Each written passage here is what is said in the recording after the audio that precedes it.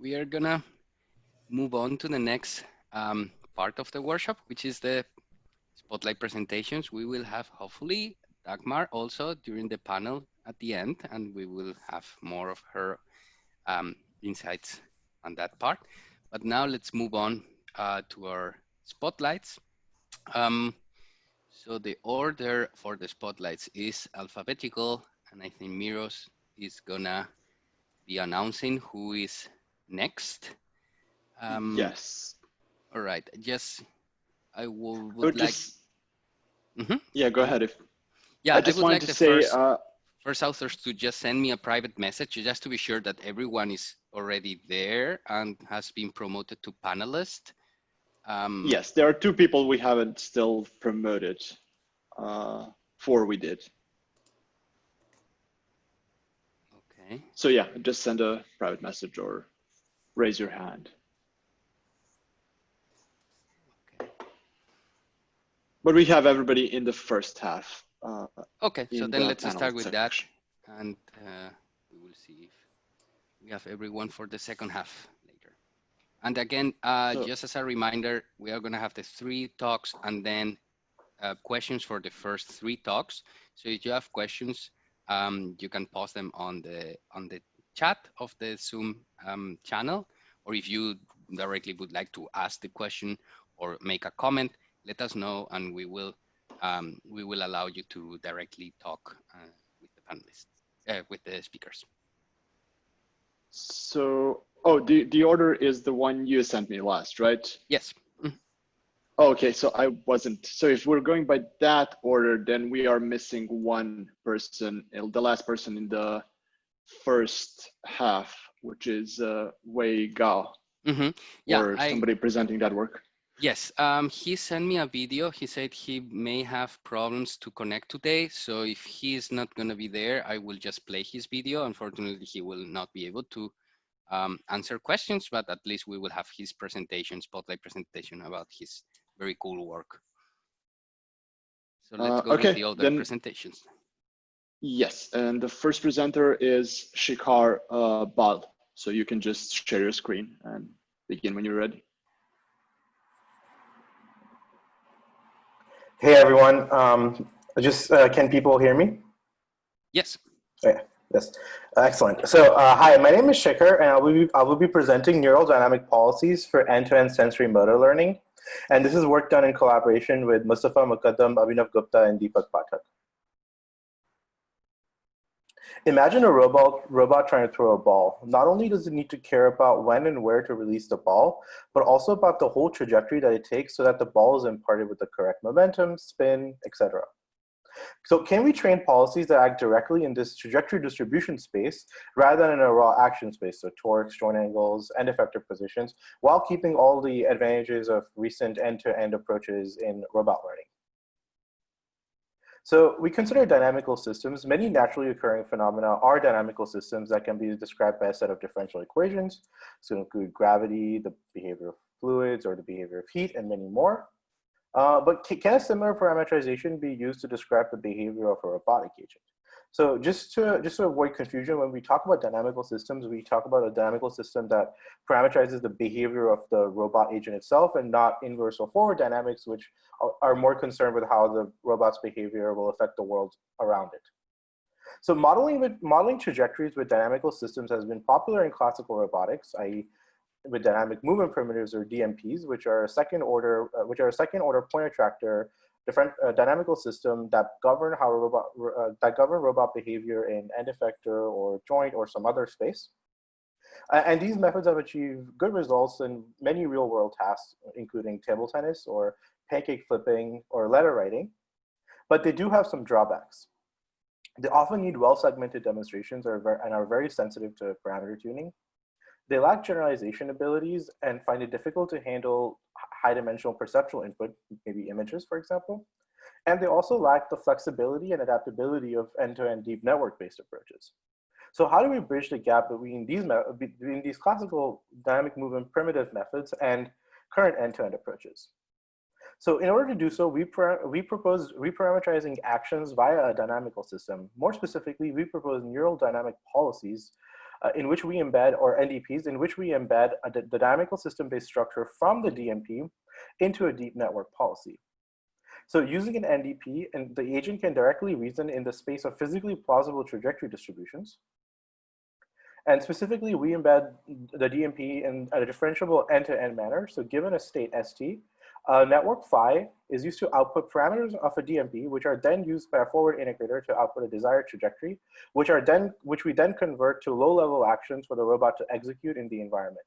For more details on how our method works, we refer you to our paper. We present some results on a toy digit writing task in the supervised learning setting, where given an image of a desired digit, the goal is to output end effector positions for a robot to follow, essentially tracing over the digit. We compare against previous encoder-decoder method, which tries to output DMP parameters in the supervised learning setup and a vanilla CNN baseline. We see that our method not only has smoother, but more accurate reconstructions of the digit. We also present results on a set of continuous control tasks, including dynamic tasks such as throwing or picking, and more static tasks such as pushing, faucet opening, soccer, and even a collection of 50 tasks that have to be learned jointly from the meta world set of benchmark environments.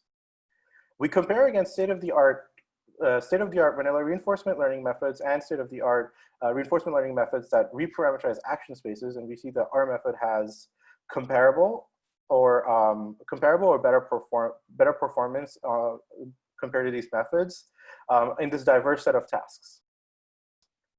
Here we show visualizations of our method against a PPO, a multi-action PPO baseline that takes advantage of our multi-action actor-critic setup. We see that our method not only has a stronger performance, but also produces physically plausible and smoother trajectories, which can be a big benefit when deploying these methods in the real world. Thanks for listening, and I'll be happy to answer any questions. Thank you, Shikar. Thanks. Our next speaker is Hele Duan. You can go ahead.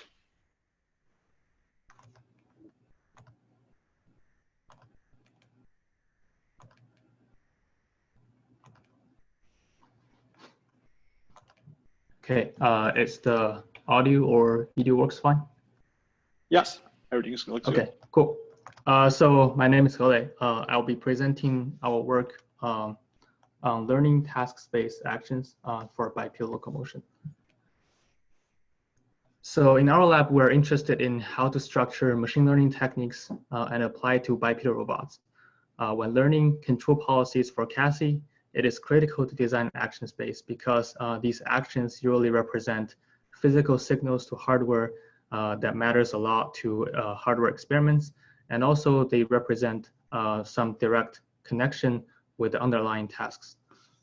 So there are a couple recent works on the design action spaces for continuous control policies for bipedal robots, such as joint space learning, where focuses on policy outputting joint space actions in order to mimic the trajectories defined in joint space using the PD control.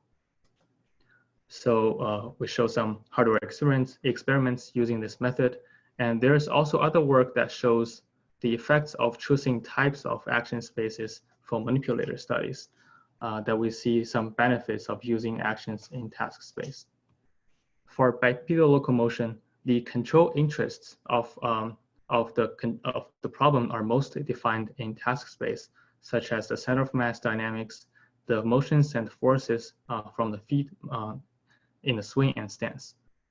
And there are many methodologies that formulated in such approach. And also we know extensively many studies focus on understanding fundamental dynamics of locomotion in task space, such as reduced order models, spring mass models. In this study, we're interested in how can policies learn actions in task space so that it can produce locomotion behaviors. Specifically, we design our actions to be the set points of the feet that's showing the red signals here.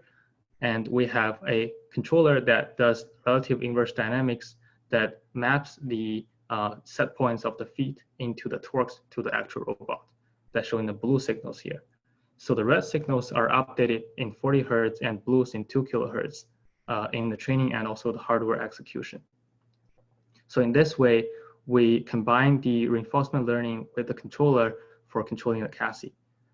In this setup, we also provided priors of how the action will look like in task space, such as the motion of the feet during the swing, that's shown in the X ref, and also the forces during the stance, that's shown in the F ref. And the actions will become the residual part of it. So some details here that we use references from an optimized offline library. In this case, we use this bipedal actuated spring mass model that generate these references. However, the references can be user-defined because we're defining these task space motions intuitively in a space that we understand. But notice that direct execution of such references will not be feasible. In this work, we use proximal policy optimization to get the policies.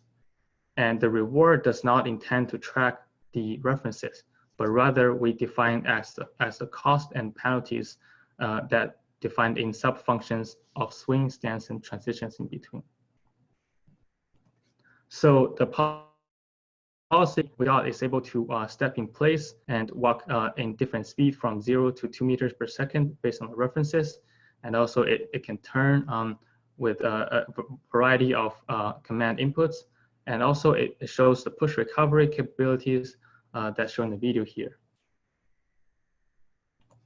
And it's really exciting that we got the policy trained in simulation, and now we're conducting hardware experiments to show the robustness and feasibilities of such learned policies on hardware. And we intended to do more application studies, such as a comparison of different action spaces in terms of sample efficiency and policy robustness. Specifically, we would like to compare to inverse dynamics plus the joint space learning and also pure joint space PD control. And we would like to investigate other actions, such as the impedance profiles in task space. That will be an interesting avenue for bipedal locomotion. Thanks for listening.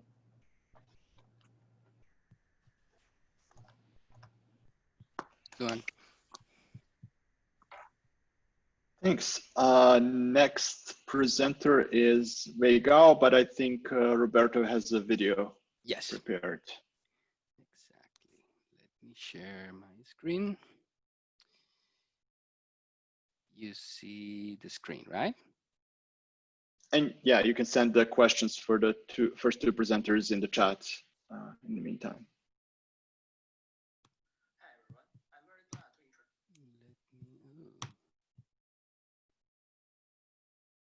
Let me do this.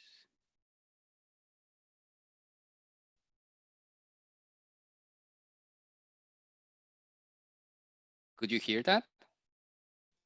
No, I don't think so. No? Okay, let me. Just a second. I have to figure out how to provide. You can maybe try sharing just the video player. Okay, let me do that. Yeah. Sorry about this. Good time. Hi everyone. I'm very glad to introduce you about. We're good. Yeah. Okay. Perfect. Hi everyone. I'm very glad to introduce you our work on generalizable contact-rich manipulation, which based on our previous work, KPAM. When we think about manipulation tasks, at least one way is to follow an increasing complexity of the task request that we would have made. We might start from pick up any objects, that's robot grasping. We might also interested in pick up a specific object or put an object to a specific configuration. Eventually, we might want something like robot clean up a kitchen. But other than complexity, at least another dimension we might consider is a generalization of a robot manipulation pipeline. It turns out that grasping algorithm can generalize to almost arbitrary objects, for instance, the pretty cool GPT here. While the Boston Dynamics kitchen demo is also very cool, we are unsure whether it works for another kitchen with some new object. The human, which is both dexterous and generalizable, is our goal at the bottom right corner. In our previous work, KPAM, we take a step towards this goal by exploring category level pick and place manipulation. For instance, the robot will pick up any instance from the math category and place it on a rack. In work, we still want the manipulation pipeline works for a category of objects, but to accomplish more challenging tasks beyond kinematic pick and place. In particular, we want closed-loop perception-to-action robot manipulation for precise contact-rich tasks. At the same time, the pipeline should automatically generalize to a category of object despite significant shape or size variation. Of course, we are not the first to study vision-based contact-rich manipulation. In particular, many works learn a visual motor policy using data-driven algorithm. However, how to efficiently generalize the trained policy to new objects or task setup remains an active research problem. Another series of work integrate a real-time pulse estimator with closed-loop control. However, if we directly deploy this method to potentially unknown objects, we are facing the same problem as KPAM. That is, a valid pulse trajectory for one object can be physically infeasible for another instance. One more option may be we directly use the pick and place policy in KPAM to contact rich tasks, but that doesn't work because the action representation in KPAM is limited to a rigid transformation of the object, which is no longer correct. Thus, we may need a new formulation. Let's consider it using packet insertion as an example.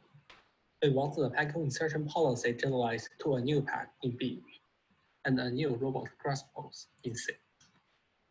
Following KPAM, we would use a set of semantic 3D KeyPoint as the object representation. Suppose we just use this two. But our task is definitely depends on the relative orientation. Thus, we add orientation information into KeyPoint as if a rigid coordinate is attached to each KeyPoint. Here is what it looked like in our experiment. Using the oriented KeyPoint as the object representation, we propose the action representation as either the desired linear angular velocity of oriented KeyPoint or the desired force torque on oriented KeyPoint. We just established the object and action representation. That will be the input and output of our closed-loop policy. Importantly, task unrelated geometric detail of the object are transparent to our policy. For instance, the shape of the pack handle. This enables category-level generalization despite significant shape variation. Additionally, some other components are desirable for good performance and generalization. For instance, we would like to retarget the policy to different robot grasp pose and different initial configuration. Some robots are equipped with force torque sensor. We would like to use this information, but without violating the category level generalization. Of course, we also need a robust real-time KeyPoint perception algorithm for closed-loop control. Furthermore, although this work focuses on contact-rich tasks, pick and place is used to singulate the object. Can we do pick and place with oriented KeyPoint? Could that be much simpler than the original KPAM? Please refer to our paper for more details. For the last minute, I will devote it to video demo.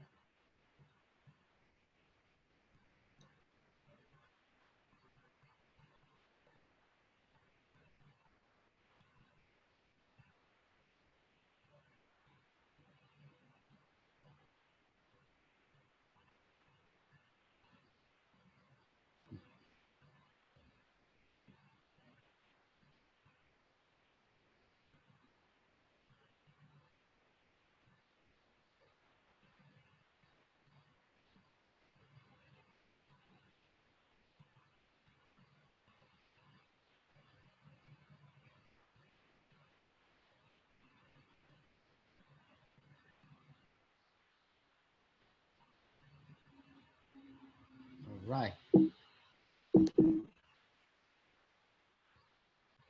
So that was Wei's presentation.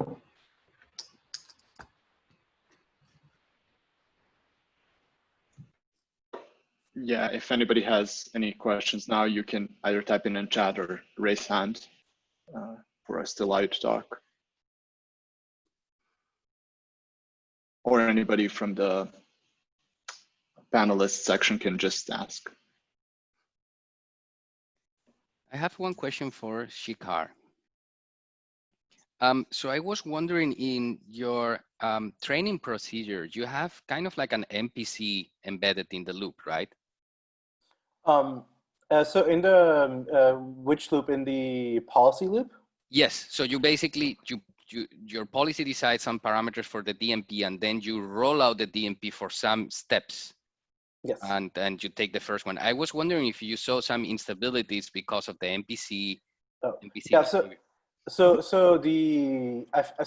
There was actually there's two things that we were considering. So we were trying closed loop control, but the problem with that is actually it hurts exploration more than it helps stabilize. So because sometimes you may not want to do exploration in the parameter space. You may want to do exploration in the physical action space, so in the lower level action space. So we actually found that doing a open loop controller was more efficient than doing at least in terms of the reinforcement learning aspect of it and the exploration aspect of it. So I think for future works, we're trying to understand why this is the case and actually be able to incorporate feedback or an MPC style feedback or closed loop controller into our setup as well.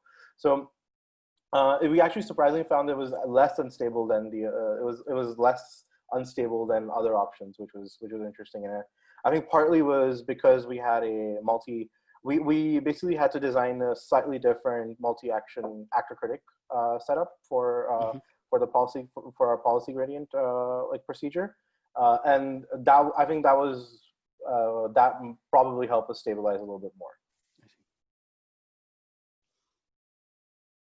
Thanks.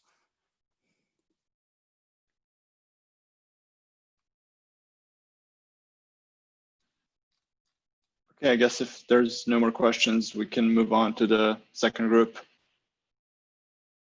And the first presenter in the second group is Shabazz Abdul Kader.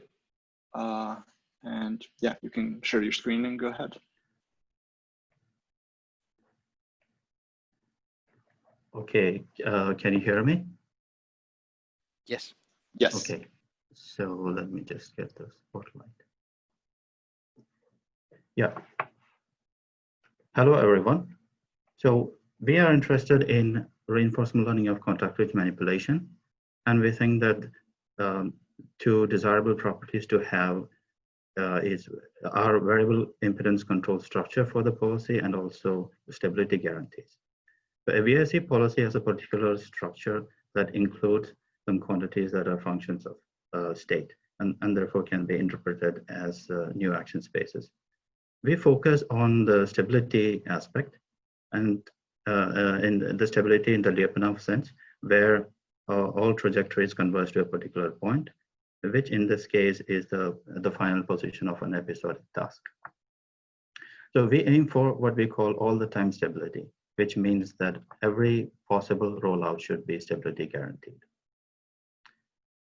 So all the time stability is useful to guarantee to a good extent that unsafe and unpredictable motions such as these do not occur in any stage of the reinforcement learning problem. So notice that the three quantities involved in Lyapunov analysis are the policy, the dynamics model, and the Lyapunov function, all three of which are usually in analytic form, and the analysis itself is done manually in the form of a mathematical proof.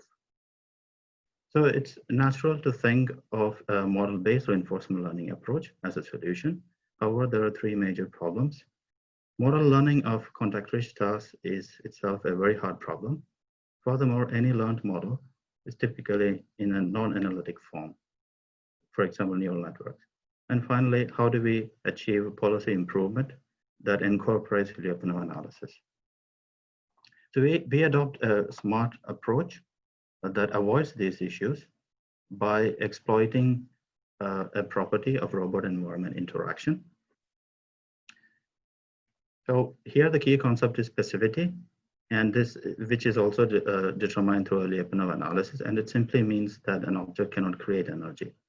What it says is that a manipulator that is passive and stable in isolation may freely interact with a completely unknown but passive environment without losing stability. Now, this is great because most objects in the environment are passive to begin with, and the manipulator can be made passive through an offline Lyapunov analysis that only considers the manipulator in isolation. in which case the dynamics model is well known and has an analytic form. Another ingredient that is required to make this work is that the Lyapunov function and the policy both share the same parameter set. This is useful because now the Lyapunov analysis can produce a stability condition on the shared parameter set. And as long as this is satisfied, any potential model-free reinforcement learning algorithm is free to improve the policy without compromising stability. It turns out that the offline modeling and analysis part of our formulation is readily fulfilled by adopting an existing method that also happens to have an analytic policy that can be interpreted as a VIC. So our focus has really been on the constrained model-free reinforcement learning part. To that end, we adopt evolution strategy and develop a method which is very much like the cross-entropy method. Here we design a sampling distribution of the parameter set such that the stability conditions are inherently satisfied. In our case, it turned out that all conditions were satisfied by enforcing symmetric positive definiteness. And all we had to do was to model those elements in the parameter set as Weishart distributions, which is a distribution of symmetric positive definite quantities. And furthermore, we had to derive update laws for refining the sampling distribution to the next iteration. Here is the result of a Pegin-Hall experiment using the proposed method. Notice that even in iteration 0, all trajectories are converging towards the goal. The algorithm managed to learn pretty consistent insertion in about 300 trials.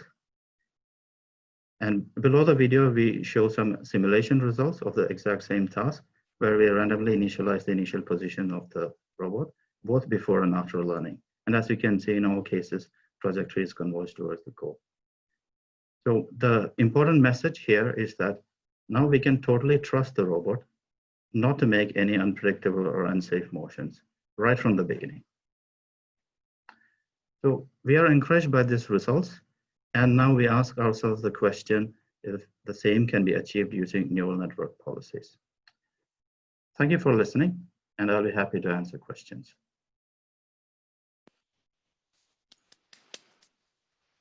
Thank you. Thank you. Our next speaker is Jun Yamada, and you can go ahead.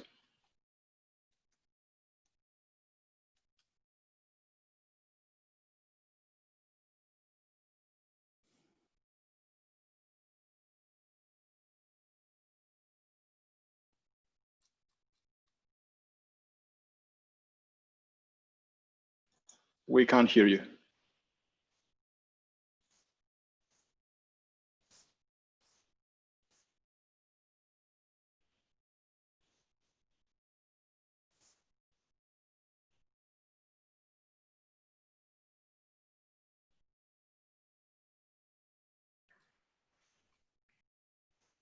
Yeah, you're unmuted, but we can't hear you.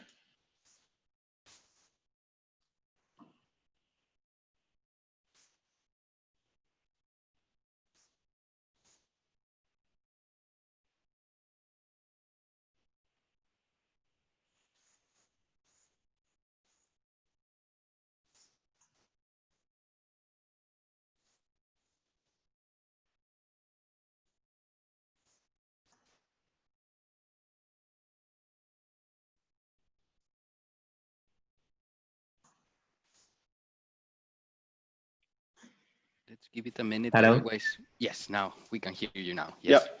Okay, great.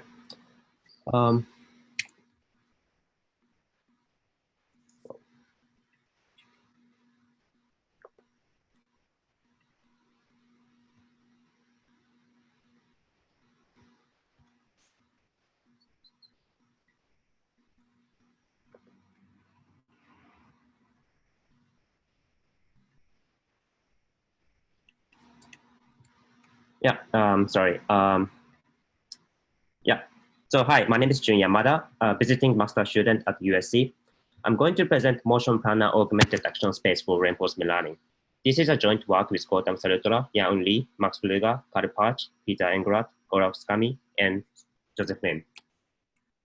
So I'm going to start with success of RL in robotics and talk about its limitation. RL has shown successful application in context-rich tasks, such as peg insertion and push. However, exploration in complex environments where there are multiple obstacles is very challenging, and RL often suffer from sample inefficiency, especially for learning control of robot arm to avoid obstacles. On the other hand, motion planner is able to find a path even in the complex environment and move a robot to faraway goals. However, the goal state needs to be given, and context-rich skill is very hard because of the inaccurate perception model and so on. So how do we solve tasks in complex environments? To learn tasks in complex environment, we want to combine the strengths of the motion planner and reinforcement learning. The advantage we want to utilize in motion planner is that it is able to find a collision-free path in the presence of obstacle. This enhances the exploration in the complex environment.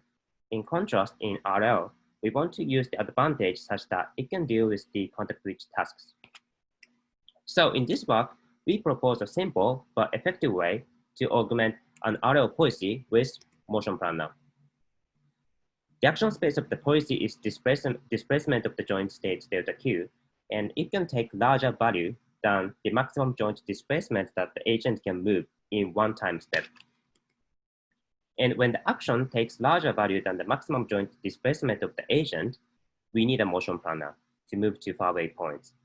In order to determine when to use the motion planner or reinforcement learning, we define a threshold in action space. If the action is larger than the threshold, then we use the motion planner. When the motion planner is chosen, it outputs a sequence of joint states where displacement between two consecutive states is less than the maximum joint displacement of the agent. Then the agent takes a sequence of action to follow the trajectory and obtain a cumulative reward over the states, which is used to update the policy. Otherwise, the agent executes action directly to the environment. In this example, the agent pushes a box by using the direct execution. In this framework, we use the soft actor critic to train a policy, and also we use the sampling-based motion planner RRT Connect. So this is the part of the result. So we compare our method with soft actor critic. The action range of the agent is in the baseline is between minus 0.1 to 0.1 radian. On the contrary, our proposed agent takes action ranging from minus 2 to 2 radian. The threshold in the action space is 0.1 radian. As figure shows, ours achieves faster convergence due to better exploration. And it does not show a big difference in simpler environments with 2 obstacles, but as you can see in the right plot, ours shows drastic improvement over the baseline in a more complex environment with 4 obstacles. So in order to verify that our method explores state space better than the baseline, we visualize the end effector position in the replay buffer after the first 100K samples are collected. Yellow box is possible target region and brown objects are obstacles. The baseline struggle to pass through the narrow passage between 2 obstacles. However, ours can easily get out from there and explore wider range of the state space in the complex environment. So this shows the effectiveness of augmenting RL agent with motion planner to solve a task in complex environment. So in conclusion, we propose a framework that combines the strengths of the RL and the motion planner. In complex environments with many obstacles, exploration becomes challenging in RL. RL with motion planner augmented action space show better exploration for robotic manipulation in complex environment. In future work, we want to apply this method for 3D manipulation tasks with more realistic robot arm, such as Sawyer peg insertion or pick place task with obstacle or furniture assembly. Thank you very much. Thank you. Thanks. And our last speaker is Fei Jia, and you can go ahead.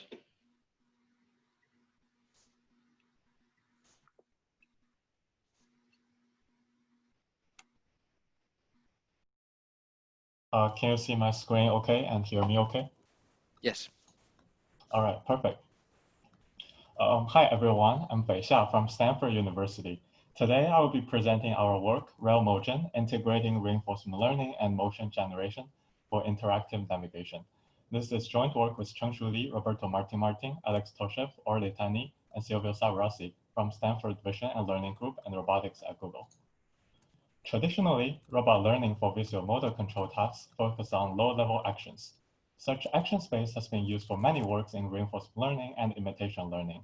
However, it is inefficient because a significant amount of time is spent on learning to generate collision-free motions. However, this can be offloaded to an off-the-shelf sampling-based motion planner such as RT.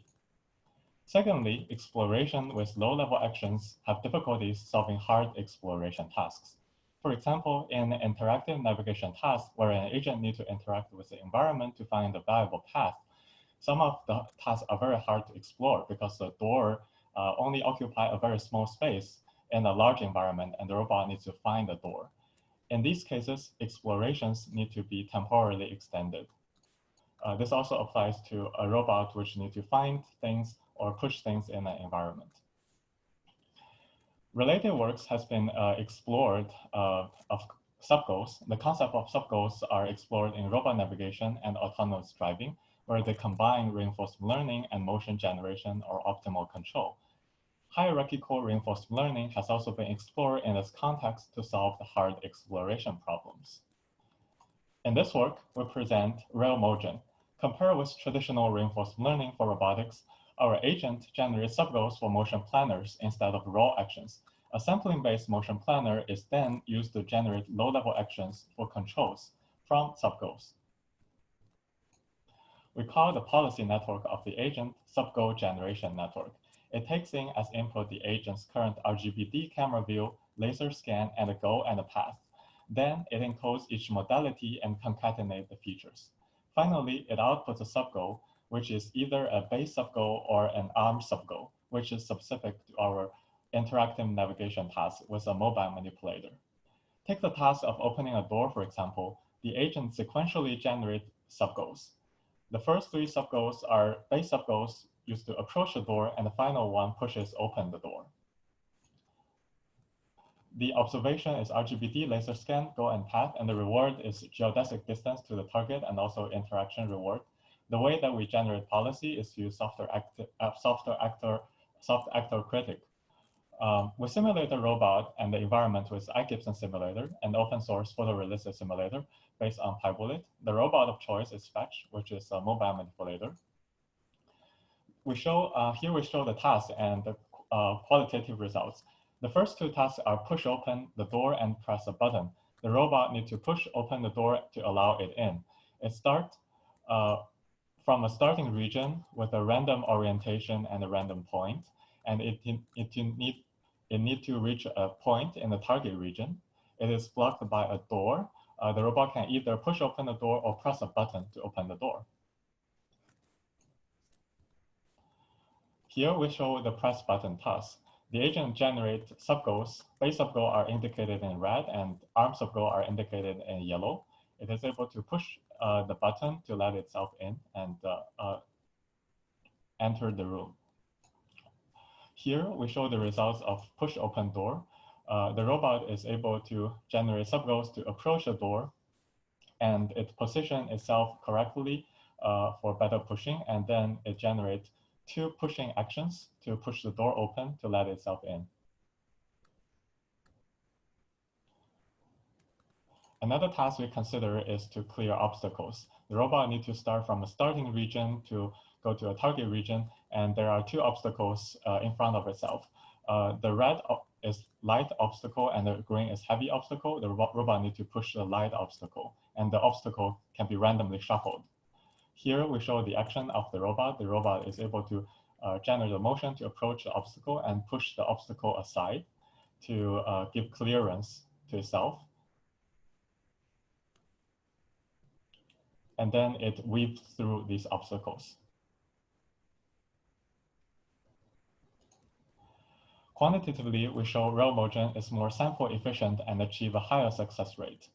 It is also able to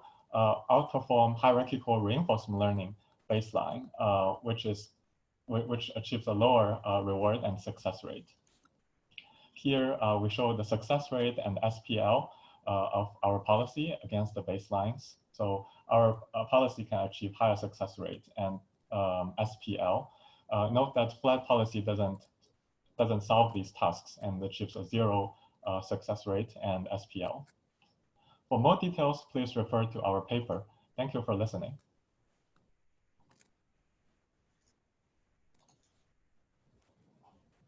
Thanks. Thank you, Faye.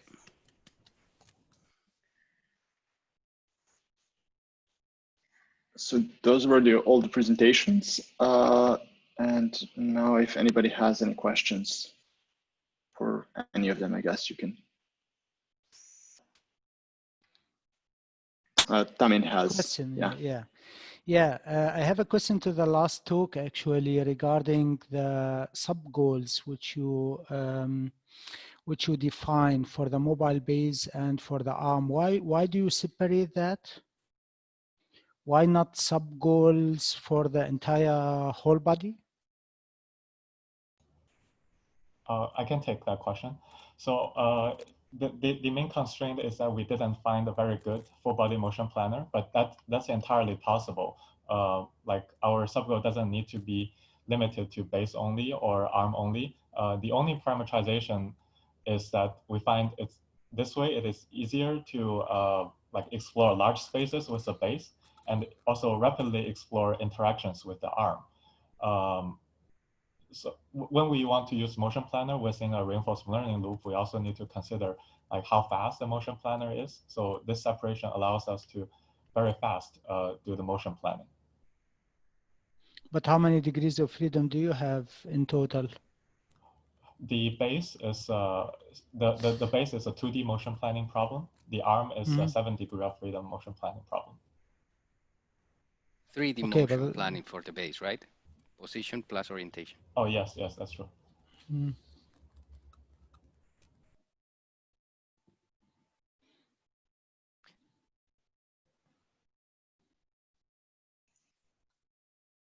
So just because of runtime, so because you don't have fast motion planner, this is the main reason, or? There's also the reason of locating the base in a way that is not colliding for the manipulation. So if you only control the arm, you have usually infinite configurations where the base can be placed, but sometimes you want to set the base in a way that you can then manipulate with the arm without having the base in the way. So that's also a way by separating both.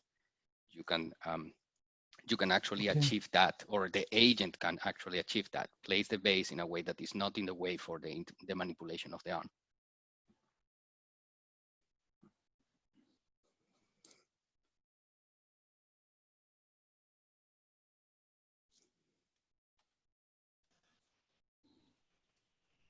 Okay, do we have any more questions? I have a question for June. So I saw that your method has larger variance in the return than SAC. I was wondering if you have an insight. Why is that the case? Variance in the result. Especially for the simple case. So it was faster in convergence, but it was kind of like so I guess you have several seeds and there was a lot of variance. Right.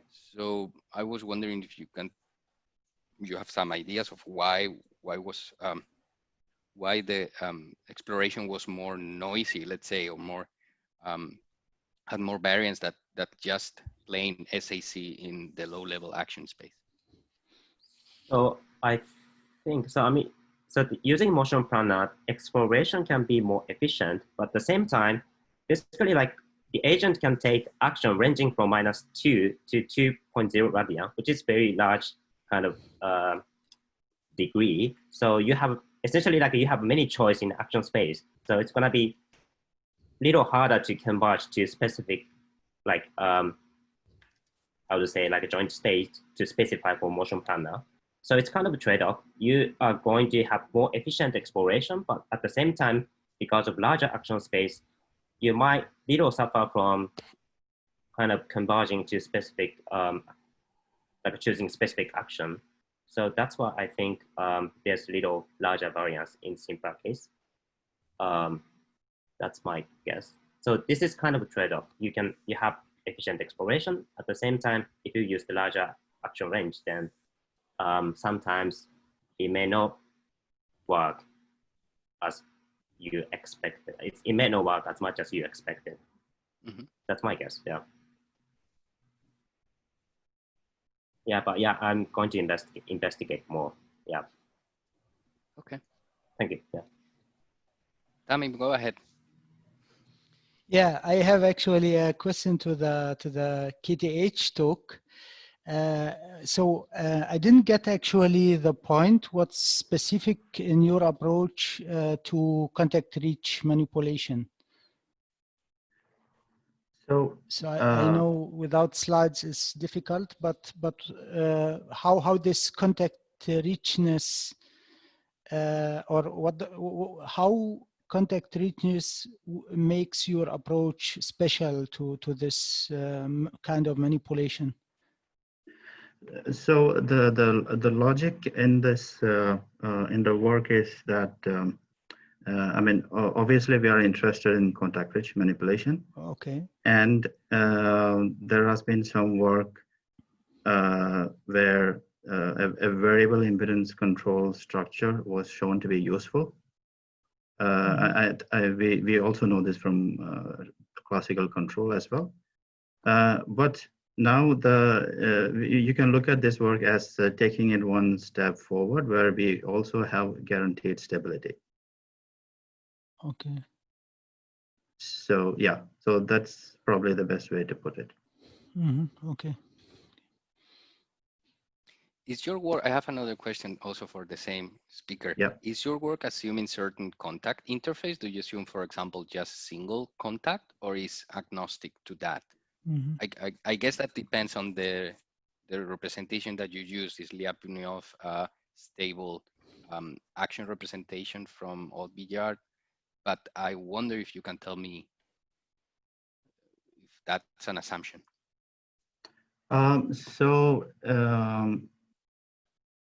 Yeah, so basically now we depend on the passive robot environment interaction.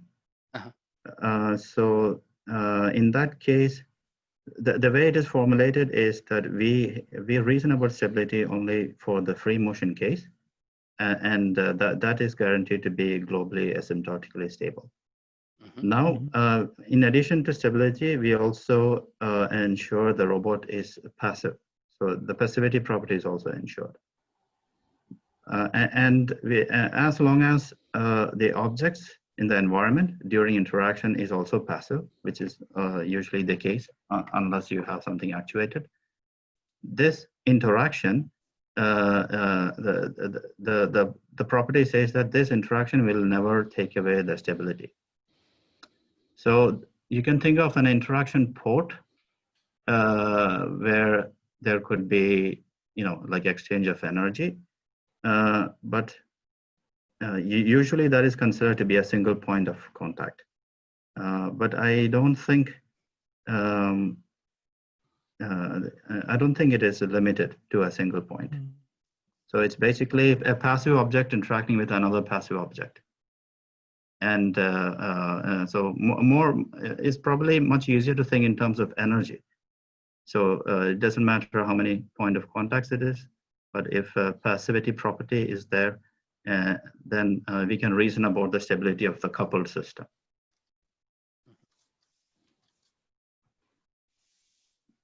Thank you. Yeah, for sure.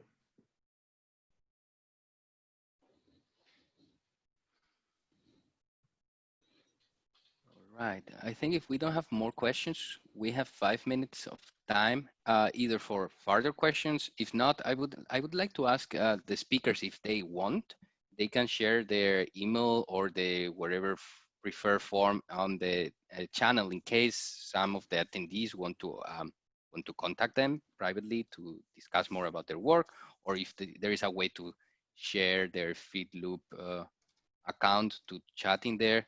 I don't know. I just encourage you that people can sometimes access them more privately, so that's also an option. If there are no more questions, since we have 5 minutes, I would say let's have 5 minutes break. Come back in 5 minutes with the talk by Franziska Meyer. And thank you again, all our presenters. Very, very, very cool work. Thank you. Thank you. Thank you.